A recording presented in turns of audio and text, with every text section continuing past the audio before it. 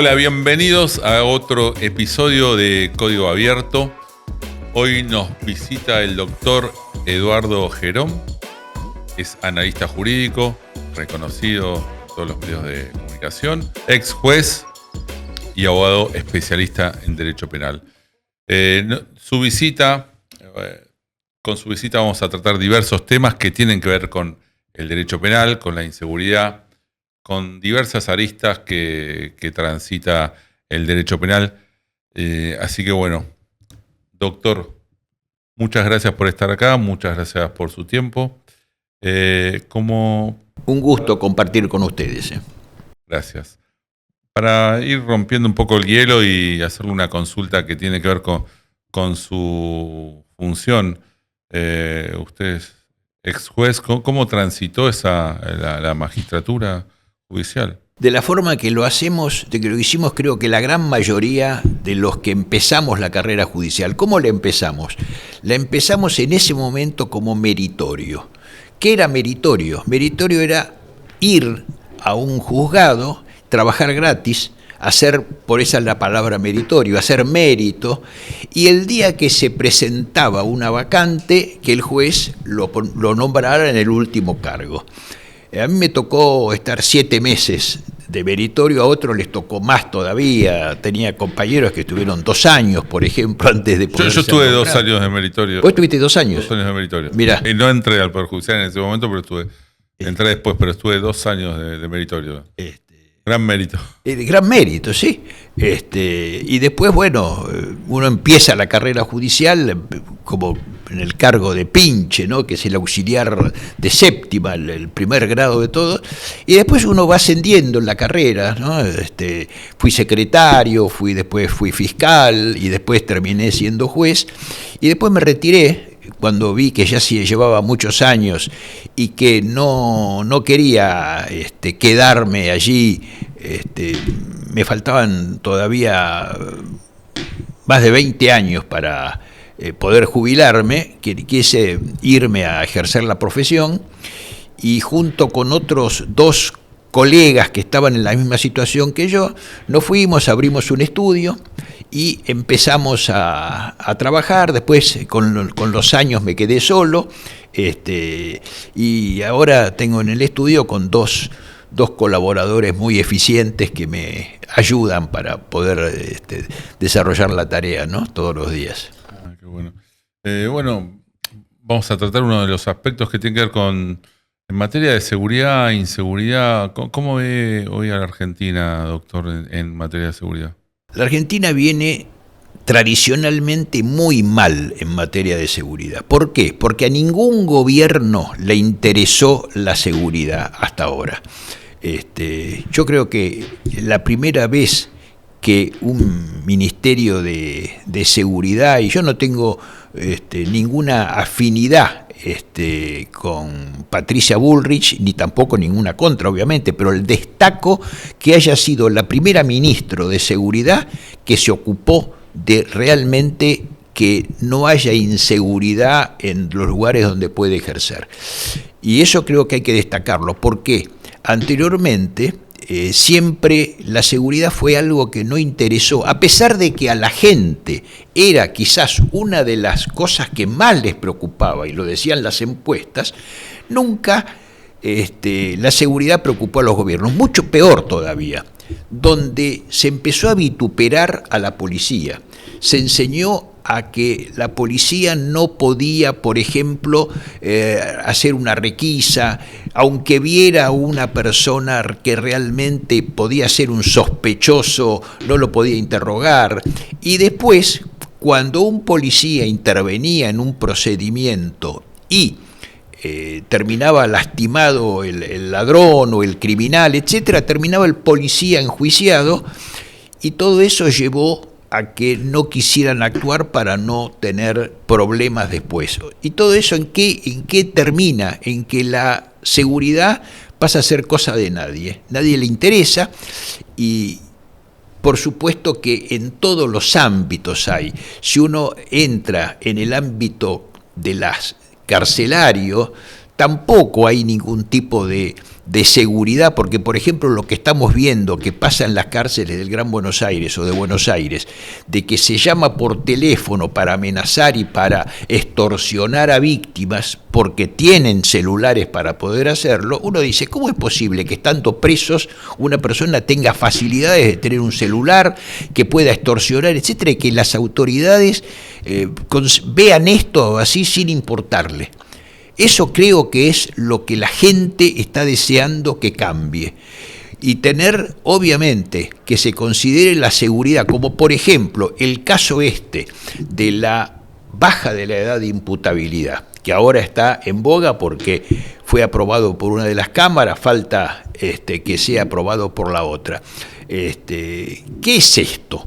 Esto es algo que la gente viene reclamando desde hace mucho tiempo, como también lo que nosotros vemos que es la puerta giratoria que los jueces alientan, en el cual entra un detenido por haber cometido algún hecho grave y resulta que tiene 10, 15 entradas anteriores, que entró y los jueces le dieron la libertad de inmediato y se la dan de inmediato en contra no solo del sentido común, sino en contra de la ley.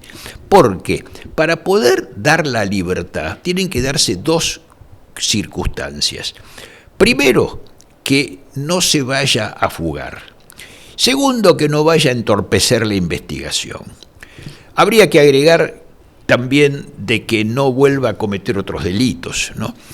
Pero la mayoría de todos ellos después no se los encuentra más, porque es gente que no tiene domicilio, gente que va a delinquir de nuevo, y delinque y vuelven a salir, y ningún juez se hace cargo.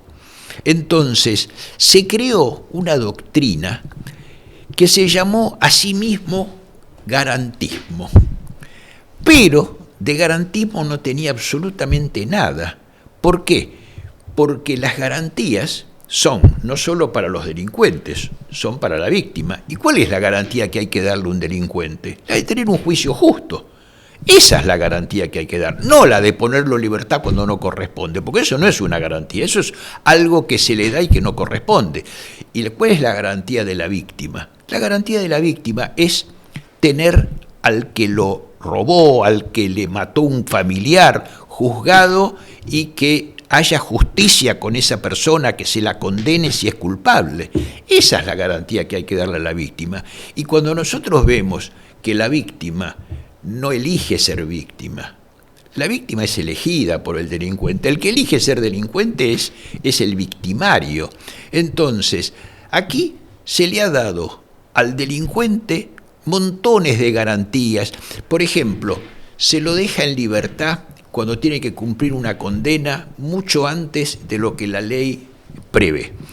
Se ignoran los informes del Servicio Penitenciario Federal cuando dice, o de los servicios de las provincias, cuando dice, no, esta persona no está resocializada. El juez dice, este informe no tiene un valor decisorio y yo le concedo la libertad. O sea, todo eso crea un caldo de cultivo que provoca que los hechos de inseguridad, los hechos delincuenciales crezcan a niveles gigantescos y que no haya una adecuada respuesta de las autoridades, ni por parte de la prevención, o sea, de la policía, ni por parte de la represión, que es también el Poder Judicial que tiene que juzgarlo. Claro, coincido con vos, Eduardo, respecto a la labor como ministra, como exministra de la doctora Patricia Bullrich, respecto a esta posición que siempre tuvo también en la gestión anterior de Mauricio Macri, donde el caso Chocobar es un caso donde se puso al hombro esa situación de defensa del policía que entendía que había actuado, vamos, para poder atrapar al delincuente que había cometido un delito. Y bueno, es una cuestión para tener en cuenta.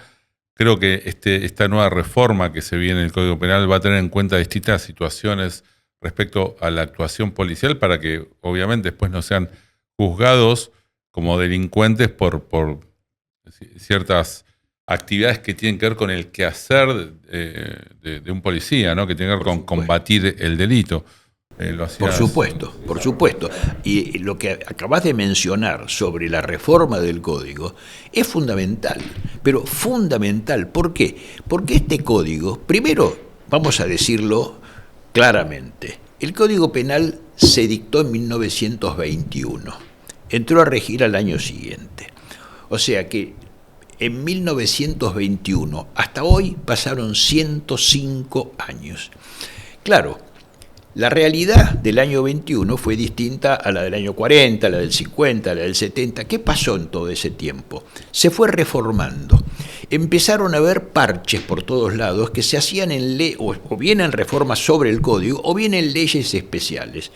Y la cantidad de leyes especiales que hay sobre contrabando, sobre maltrato animal, sobre montones de cosas, sobre incumplimiento del deber de asistencia familiar, bueno, a medida que vamos recordando cosas, son leyes especiales. Entonces, en este Código Penal nuevo, en esta reforma, que no es una reforma, es un Código Penal nuevo, se recopila todo ese bagaje de leyes dispersas en un solo texto. Por eso va a tener mucho más artículos que el que tenía, pero uno encuentra todo en este código. Y por otra parte, creo que la ley penal tiene que ser una ley que realmente los delitos tengan una justipreciación adecuada. Nosotros acabamos de ver que, para darte una idea, la corrupción del funcionario público tiene que ser un hecho muy serio y muy seriamente castigado. No puede tener penas mínimas como tiene ahora, que en muchos casos son excarcelables, porque no reflejan la necesidad de encontrar que quien ejerce una función pública tenga una responsabilidad mucho mayor que la de cualquier ciudadano. Entonces, si un funcionario corrupto no tiene una pena condigna a lo que hace, bueno, la gente tiene una sensación de que no hay justicia. Y precisamente esto, las liberaciones anticipadas o incorrectas, de las que hablábamos, todo esto llevó a un punto en el que entre las instituciones peor vistas por la opinión pública está la justicia. En una encuesta que leí hace poco, es la institución peor vista por la opinión pública, la justicia. ¿Y quiénes son los encargados de que esto sea así? Los propios jueces. Porque en la medida en que un pleito dure un tiempo eterno y se eternice, contrariando la máxima de que justicia lenta no es justicia, como acaba de suceder los otros días o como pasa en numerosas causas, entonces realmente los jueces son los propios que están creando esta situación de descreimiento de la gente hacia la justicia, ¿no?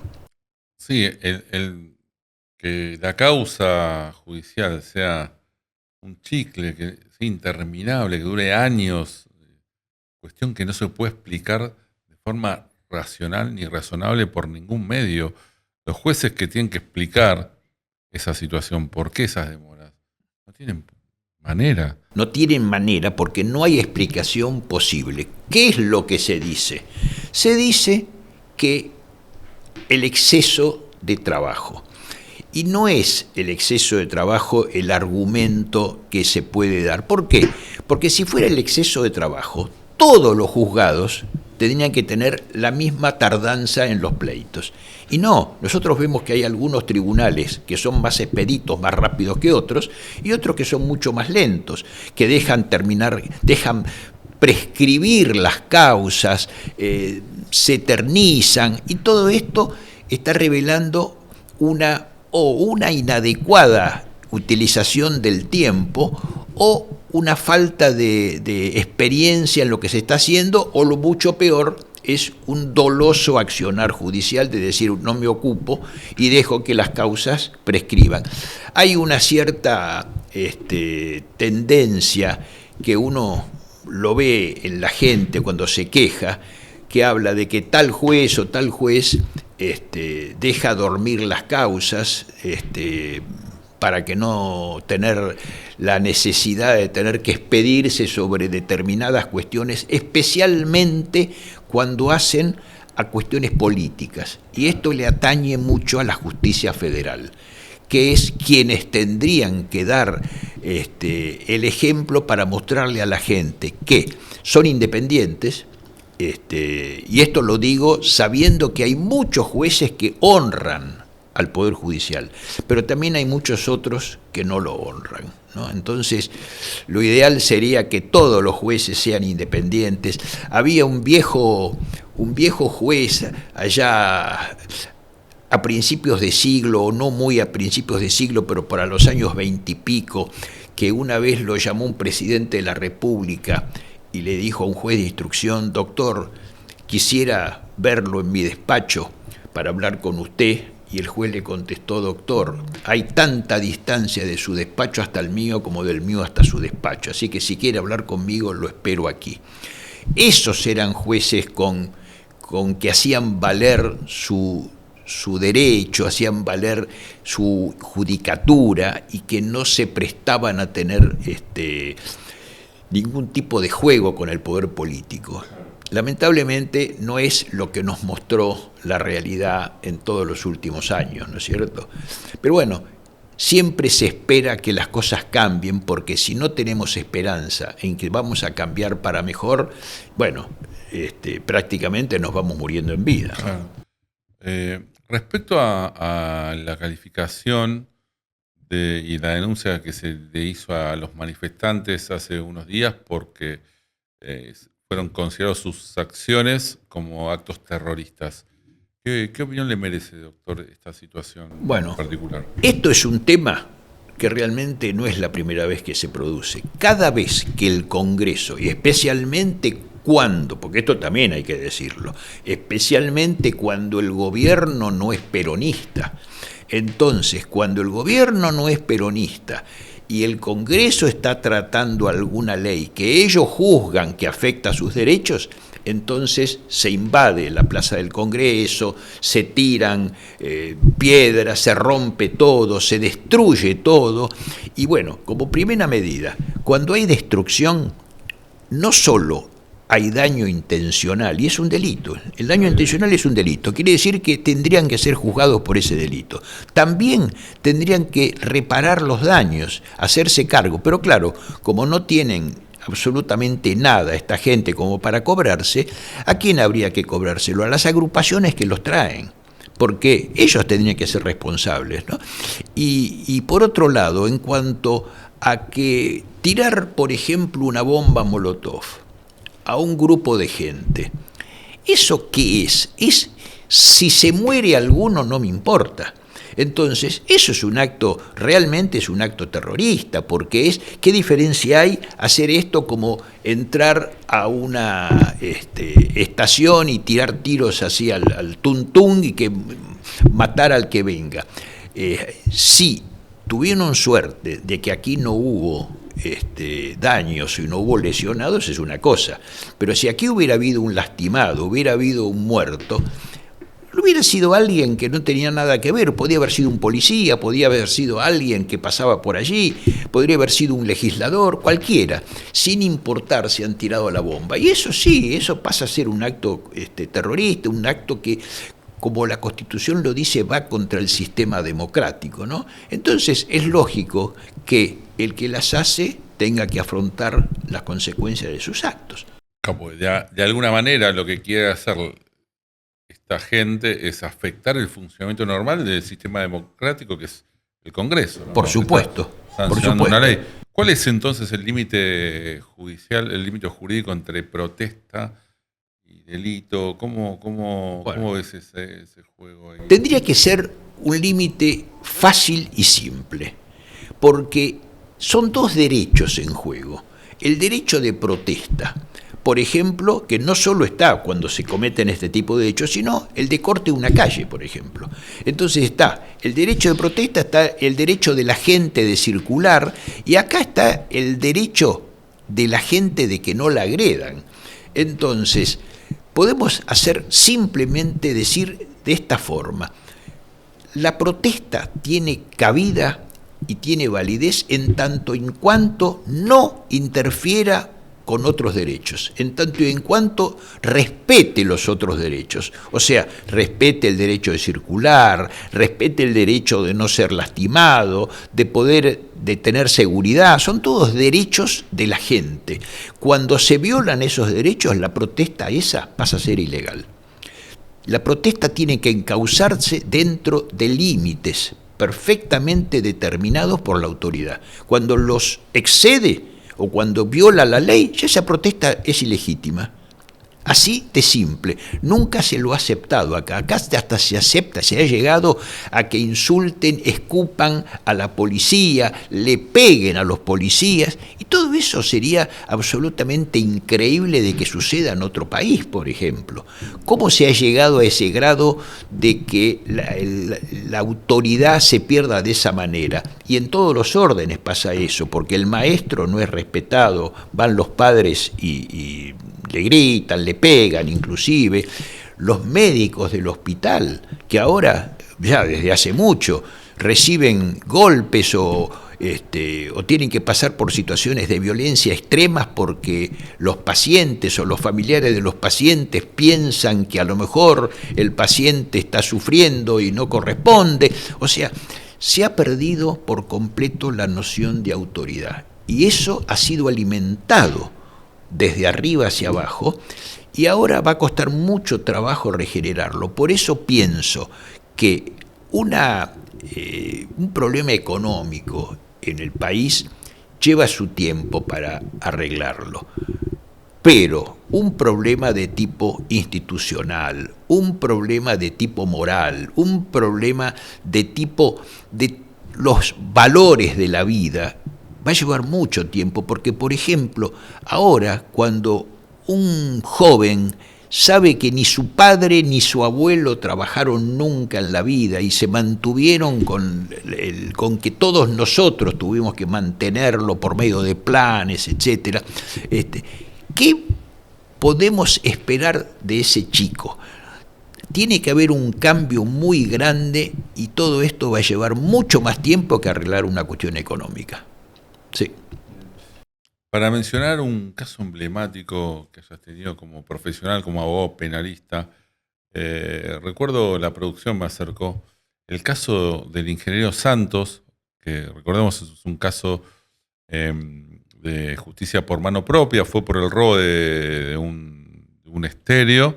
No recuerdo bien el año, pero vos estuviste actuando en defensa del ingeniero Santos. ¿Qué tenés para contarnos de ese caso particular? Mira, es un tema muy interesante este caso, porque no es que por el caso en sí, sino porque esto es algo que sigue sucediendo hoy en día. El caso fue en 1990.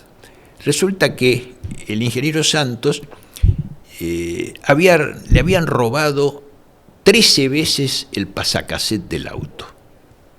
Mejor dicho, esta era la 13ª vez que se lo robaban. Entonces, no era una persona que lo habían robado una vez, 2 veces, o sea, reaccionó desde el ángulo del que ya se encontraba, que lo habían vejado tantas veces que no pudo controlar su reacción. Los persiguió a los ladrones, y cuando los encontró, él tenía un arma en el auto, les tiró un tiro a cada uno desde muy cerca, o sea que era imposible errar porque era de ventanilla a ventanilla, y los mató. Y allí se entendió que había habido legítima defensa, que había sido un exceso en la legítima defensa, porque podía no haberlos matado, pero muy difícil determinarlo. De todas maneras, fue condenado exclusivamente a una pena en suspenso, porque se determinó que había obrado en un exceso, pero siempre dentro de la legítima defensa, o sea, no era un homicidio simple. Y esto nos trae a que cada vez que hay un robo, cada vez que la gente se defiende de un robo puntualmente y mata o lastima al ladrón, vuelve a aparecer este tema. ¿Cuáles son los derechos de cada uno para defenderse? Creo que nosotros tenemos, porque la ley lo dice, la posibilidad no solo de evitar que nos roben, sino de evitar que se consume el delito. Esto es, que mientras el ladrón no desaparezca de la posibilidad de defensa, la persona está actuando en legítima defensa. Si evita que el robo se consuma porque lo agarra en el camino, porque puede evitar, porque le tiró un tiro y lo lastimó para evitar que se le lleve todo lo que le había robado, bueno, es su derecho. Después se verá si hay exceso o no, pero es su derecho. Y esto es lo que difícilmente se sepa. Se cree que uno tiene que dejarse robar, que no tiene posibilidades de defenderse. ¿Cómo que no? Eso sería absolutamente antinatural. Nadie está obligado a dejarse robar. Si a mí me roban, tengo derecho no solo a evitarlo, sino de perseguirlo hasta lograr que me devuelva las cosas, si fuera el caso y tuviera la posibilidad, ¿no? Pero esto hay que dejarlo clarito porque la gente no lo sabe. Bien, doctor, entonces podemos estar en presencia de la sociedad hoy, tiene una tolerancia más alta a lo que tiene que ver con la justicia por mano propia, o mal llamada, o la actuación dentro de la legítima defensa. Entiendo que ese es tu pensamiento. Y cambiando un poco de tema, pero en la misma línea... Perdón, ¿puedo hacerte un comentario sobre este tema? Doctor, por favor. Y ya lo pasamos al otro. Mirá, este tema de la legítima defensa es tan interesante que cuando vos mencionaste el caso Chocobar, en Chocobar los jueces de primera instancia y de segunda instancia lo condenaron porque dijeron que había habido una actuación ilícita por parte de él. Recién logró en tribunales superiores, en la corte, revertirse, pero fue condenado. En cambio, en algunos casos que ocurrieron en la provincia, como un médico y como un carnicero, creo que en San Nicolás o no sé dónde era, que mataron a los ladrones en ese momento, un médico boliviano, me acuerdo que era, y un carnicero, fueron dos hechos de mucha trascendencia. ¿Quiénes los juzgaron? Los juzgaron tribunales populares, un jurado popular, porque eligieron tener un juicio por jurados. Y los absolvieron. O sea, la gente que integró ese jurado dijo, no, este hombre actuó dentro de lo que podía actuar, los absuelvo, y los absolvieron. Aquí, en la capital federal, no hay juicio por jurados. Entonces lo juzgó un juez, o lo juzgaron jueces que están en su despacho tranquilamente, con sus custodias, que no tienen ningún tipo de peligro y que entonces tienen una posibilidad de juzgar a la persona que se defiende con un rigorismo que realmente va contra el sentido común. Y por eso pongo las dos formas, porque cuando la gente tiene que juzgar, juzga diferente muchas veces a como lo hacen los jueces. ¿Por qué? Porque la gente es la que vive la realidad todos los días y muchas veces los jueces no lo hacen. Perdón, hice hacer doctor, me parece muy enriquecedor esta charla, la verdad, doctor. Muy a gusto. Le quiero hacer otra consulta de un caso también muy conocido, el de los rugbyers. ¿Qué opinión le merece esta condena que recibieron, la actuación del tribunal? Y bueno, de los rugbyers del caso Baez Sosa, perdón.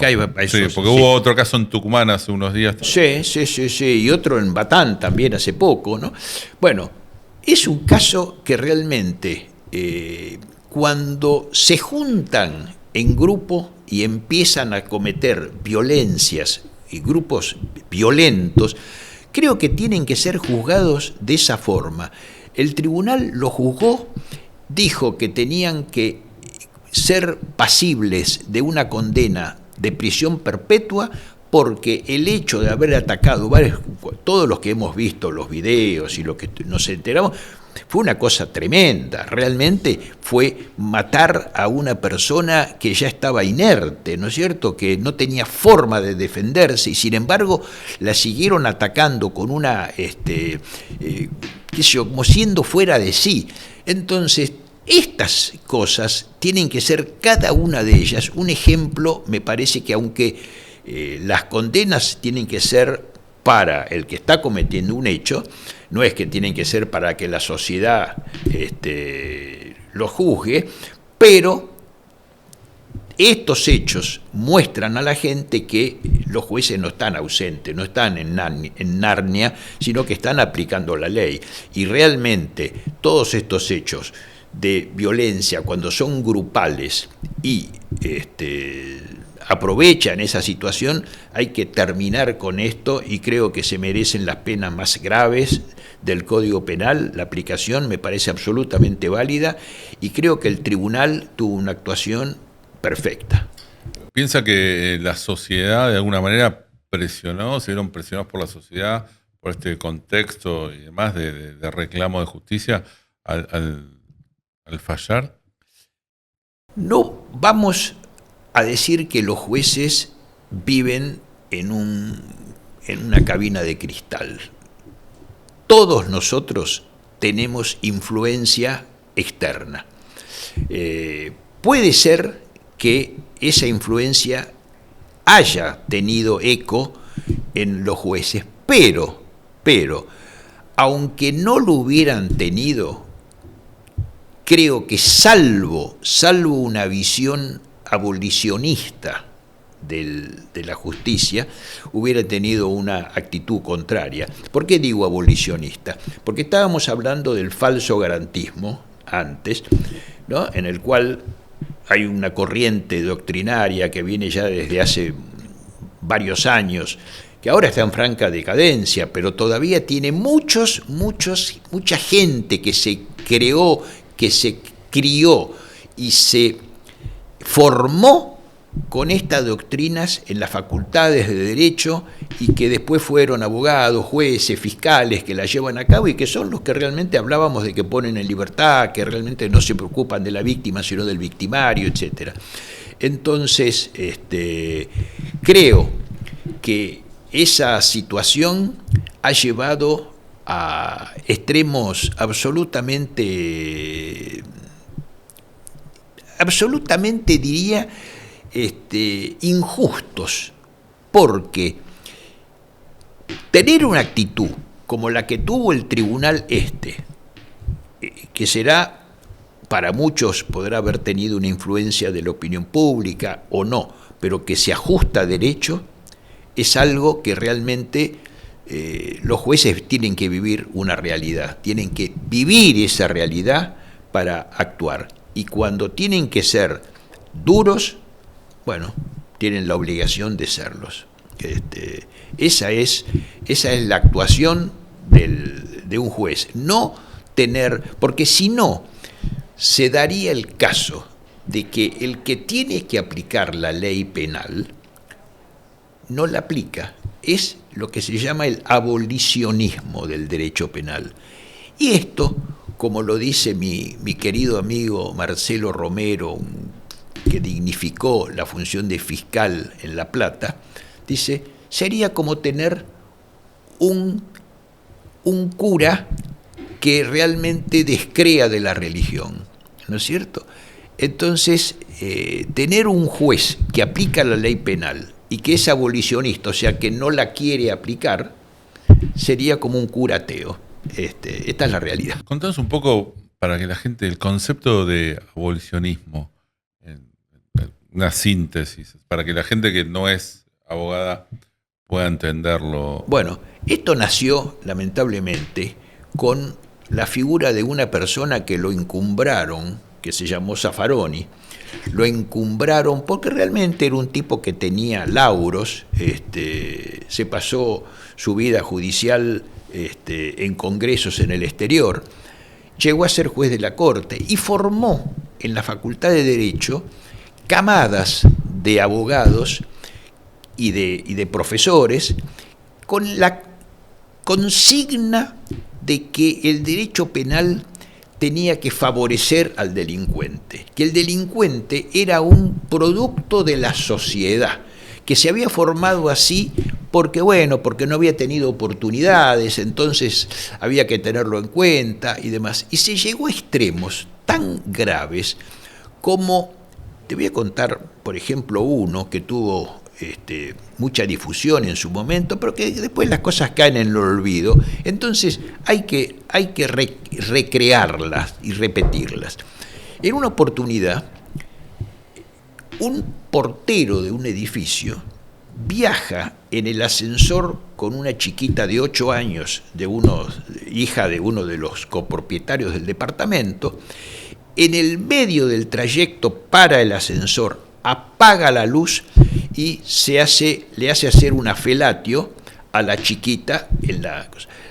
Sigue, la chiquita entra a su casa despavorida, le cuenta a los padres hacen la denuncia, lo detienen al portero y el juez, como corresponde, le dicta la prisión preventiva y lo detiene porque dice que cometió un acto de desviación del recto sentido sexual de la chiquita a una edad impropia, que se llama eso, lisa y llanamente, es una corrupción de menores. Bien, apelan y le toca una sala en la que estaba este hombre integrando la Cámara. Y allí él, con otro que era otro de sus adeptos, cambia el delito y dice, no, esto no es una corrupción de menores. Esto, como estaba con la luz apagada, la chiquita no pudo darse cuenta de nada, no se pudo corromper su sentido, etc. Entonces, es lo que considero un simple abuso deshonesto.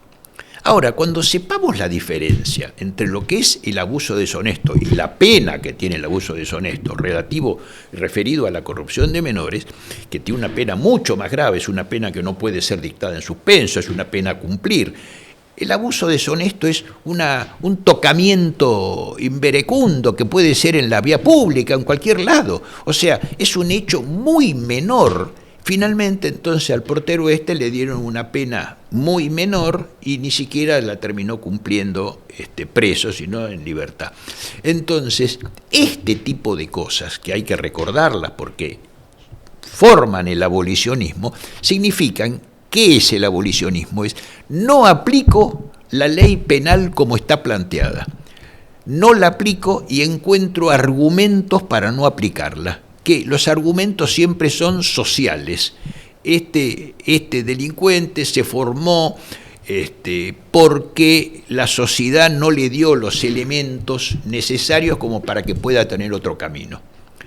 Entonces, hoy en día creo que está en franca decadencia esta doctrina, porque la verdad es que la situación de inseguridad es tan grave en todos los aspectos en la Argentina, especialmente en determinadas zonas del Gran Buenos Aires, que se ha visto que esto es un sinsentido, algo que no puede realmente ya más tener validez. Y entonces la propia realidad ha terminado con esta doctrina que nunca debió haber nacido.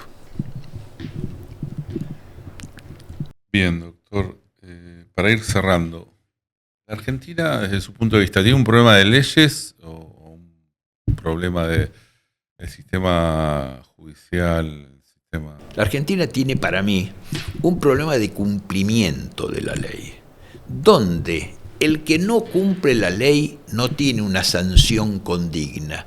Y entonces nosotros vemos que en todo orden pasa con las ordenanzas municipales, con las disposiciones municipales.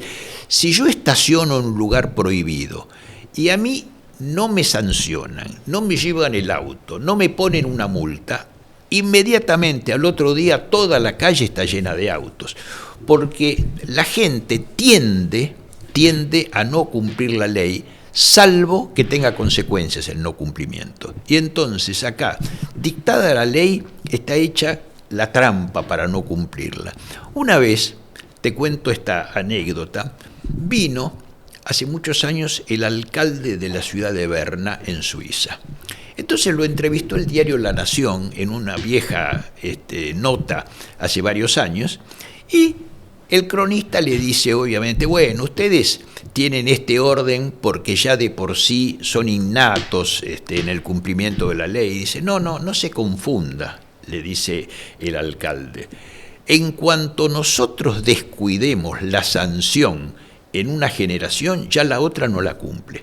Entonces tenemos que ser muy estrictos en que quien incumple la ley sea sancionado, porque la impunidad, me parece a mí, y esto lo digo con todas las letras, la impunidad es la madre de todas las incumplimientos legales, la madre de los delitos, la madre de las contravenciones, saber impune. Entonces, pasa en la vida familiar. Si un hijo sabe que hace lo que quiere y los padres no lo reprenden, bueno, el hijo cada vez va a hacer cosas peores. Y eso en la vida ciudadana pasa exactamente lo mismo. Podríamos decir que la Argentina tiene más un problema de autoridad que de legislación. Sí, porque las leyes existen, las leyes están, habrá que adecuar algunas, como acá se está haciendo con el Código Penal, pero es un problema de mentalidad, de impunidad y de falta de cumplimiento de la ley. Bueno, doctor, le agradezco mucho su visita, el tiempo y esta conversación que ha sido muy, la verdad, muy interesante desde todo punto de vista. Pasamos por todos los temas de actualidad y bueno, recordamos casos que sirven para hoy darnos una idea de dónde estamos parados y cuál es el norte que tendría que seguir la justicia, el derecho penal en Argentina. Marcamos bien lo que tiene que ver con el abolicionismo. Estos ejemplos que diste me parecen que para la gente está bueno que los pueda comprender de este lado práctico. Doctor Eduardo Gerón, le agradezco muchísimo la visita. Gracias. Gracias a ustedes, ha sido un placer venir. Bueno, gracias, doctor. Bueno, este ha sido otro episodio de Código Abierto. Hoy hablamos de justicia, de legislación, temas importantes que hacen a todos los ciudadanos. Es importante tener en cuenta todos los puntos que hoy estuvimos repasando, que tienen que ver imputabilidad, la ley, abolicionismo, el sistema penal en Argentina, la reforma del Código Penal. Bueno, muchas gracias por acompañarnos en otro episodio de Código Abierto.